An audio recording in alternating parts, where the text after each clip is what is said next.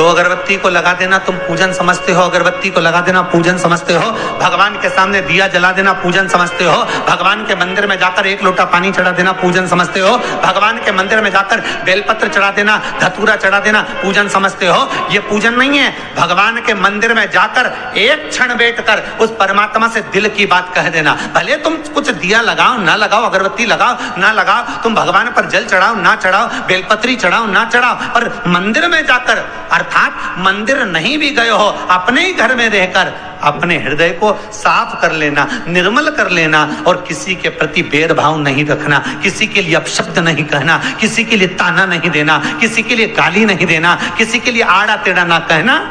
ये पूजन से बढ़कर भी पूजन है साहब। आपके घर में जो दीपक होता है, दिया जो आप प्रज्वलित करते हो, तेल का दिया अगर आपको लगाना रहता है तो वो दिया अलग ही रखें। घृत का दिया अगर आपको लगाना है तो वो अलग ही रखें। घृत के दिए में तेल का दीप नहीं लगाना चाहिए और तेल के दीप में घृत का दीप नहीं लगाना चाहिए। कई लोग कहते हैं, कई लोगों का एक प्रसंग रहता है, महाराज जी गुरुदेव हमारा इतना सा कहना है कि हम मंदिर जाते हैं, रोज दिया लगाने जाते हैं, हम भगवान को रोज दिया लगाते हैं, पर एक बात समझ में नहीं आती, हमारे सालों निकल गए दिया लगाते लगाते, उसके बाद भी मैं दुखी क्यों, भगवान ने मेरे क्यों नहीं सुनी।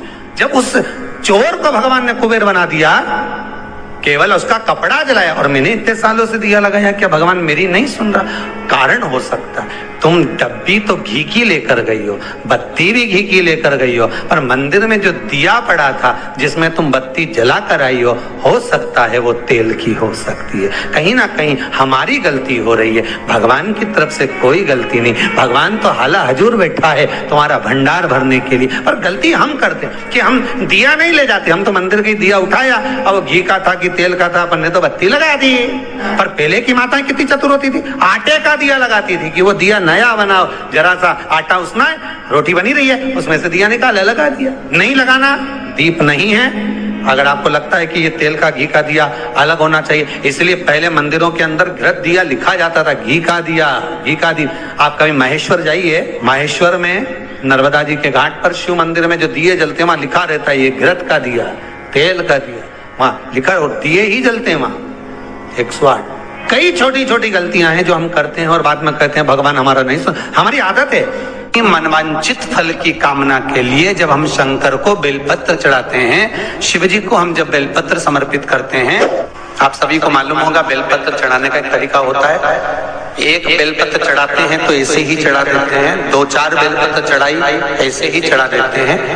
पर यदि 11 बेलपत्र, 21 बेलपत्र, 51 बेलपत्र, 108 बेलपत्र, 108 से भी ज्यादा यदि बेलपत्र हम अगर शंकर को समर्पित कर रहे हैं, तो आखिरी बेलपत्र में हमें या तो चंदन या चावल या लाल चंदन, कुछ भी अबीर गुलाल कुछ भी रखकर मध्य पत्ती पर रखकर भगवान को समर्पित करना पड़ता है अपनी कामना की पूर्ति के। अगर हमने 108 ऐसी चढ़ा दी या 11 पत्ते ऐसी चढ़ा दिए तो उसमें कामना की पूर्ति नहीं है, और आखिरी 10 चढ़ा दिए तो आखिरी 11वीं बेलपत्र पे हमें कुछ रखकर देना ही पड़े। तो वो ये जरूरी नहीं है कि आप धन रख कर दें, पैसा रख कर दें या संपदा रख कर दें, उसमें अबीर गुलाल चंदन चावल जो तुम्हारा मन पड़े पुष्प आदि उस पर रख। आपने देखा होगा, आप लोग तो करते रहते हो ना पूजा, तो जहाँ पंडित जी अभिषेक कराते हैं तो आखिरी की बेलपत्र पे वो लगा के सब दे ही देते हैं, लो चढ़ा। तो कभी आपने पंडित जी से पूछा कि आखिरी बेलपत्र पे आपने लगा के क्यों दिया? कोई लिख के रख लेता है नमः शिवाय, उसको रख देता संभाल के, सब चढ़ा देगा, उसके बाद वो चढ़ाएगा। उसका कारण क्या है? रावण संहिता कहती है कि लंकाधिपति लंकेश जब भी बेलपत्र समर्पित करता था, आखिरी बेलपत्र जब समर्पित करता था तो शंकर को कुछ देकर ही समर्पित करता। शिवलिंग पर बेलपत्र चढ़ाना, जल चढ़ाना, इसका भी एक नियम होता है। शंकर जी पे शिवलिंग पर जल कहाँ चढ़ाया जाता है? सबसे पहला जल अगर शंकर जी को चढ़ाने जा रहे हो तो शंकर जी के जो चरण है, जहाँ से पानी नीचे गिरता है, उसके सीधे वाले भाग पर, अपने हाथ का सीधा भाग, वहां जल चढ़ाओ। फिर जहाँ लेफ्ट भाग है वहां जल चढ़ाओ। जहाँ शंकर भगवान का शिवलिंग रखा हुआ है, तीसरे नंबर का जल वहां चढ़ाना चाहिए। चौथे नंबर का जल भगवान शंकर के शिवलिंग पर चढ़ाना चाहिए। 5वें नंबर का जल ऊपर अगर जलाधारी लगी हो तो उसमें चढ़ाओ। नी हो जलाधारी तो भगवान शंकर का जहां नंदी बैठा है, नंदी का एक पांव ऊंचा रहता है, उस पांव के पास में जल चढ़ाना चाहिए। ऐसे 5 स्थान दिए हैं जल चढ़ाने के लिए।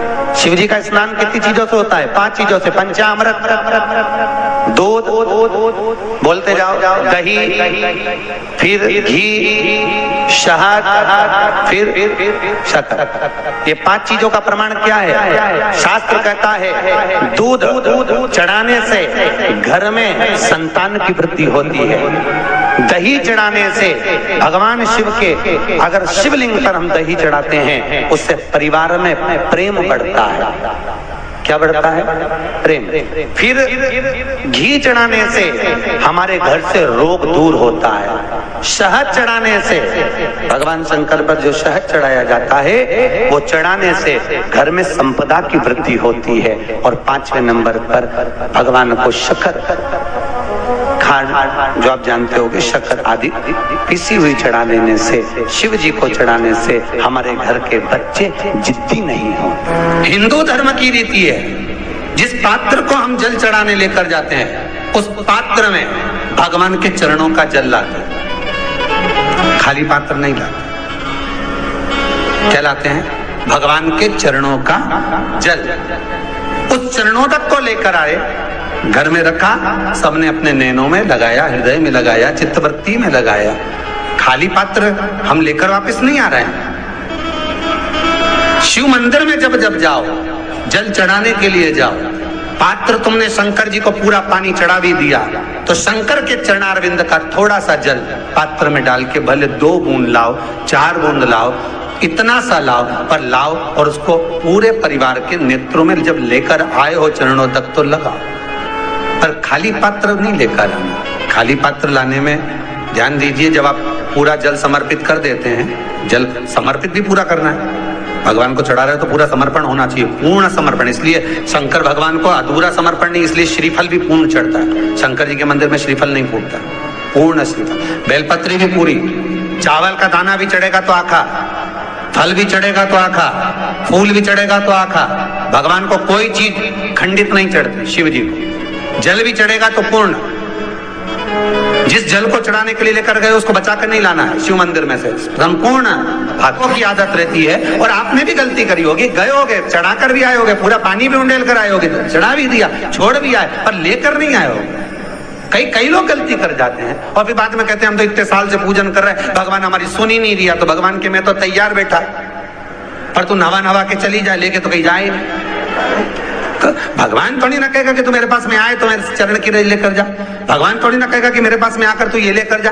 भगवान तो कहेगा मेरे पास में आया है, मांगना कुछ मत, बस मुझे जो स्नान कराया है मेरा चरणोदक लेकर जा, छीट दे पूरे घर में, संपदा भरना मेरा काम है। जहां मेरी चरण की रज पहुंच गई वहां संपदा स्वतः पहुंचती है, मैं वहां पहुंच जाता हूं। तो चरणों तक ले जा। पर लोग ले जाते हैं, पूजन करते, कलश भी उंडेलते, जल भी चढ़ाते, पर आते समय खाली लेकर आ जाते। भगवान को इतना बुरा लगता, मेरे दरवाजे से खाली जाए, मुझे कितना बुरा लगेगा। जो आए वो भर कर जाए, भले 2 बूंद लेकर आओ, पर उसमें चरणों तक थोड़ा सा लेकर अवश्य आए। उसी तरह जल चढ़ाने के बाद हम जब लेकर आते हैं पात्र के अंदर, ये उसमें उसकी बरकत। ऐसी ही जानकारियाँ प्राप्त करने के लिए इस चैनल को लाइक, शेयर और सब्सक्राइब जरूर करें।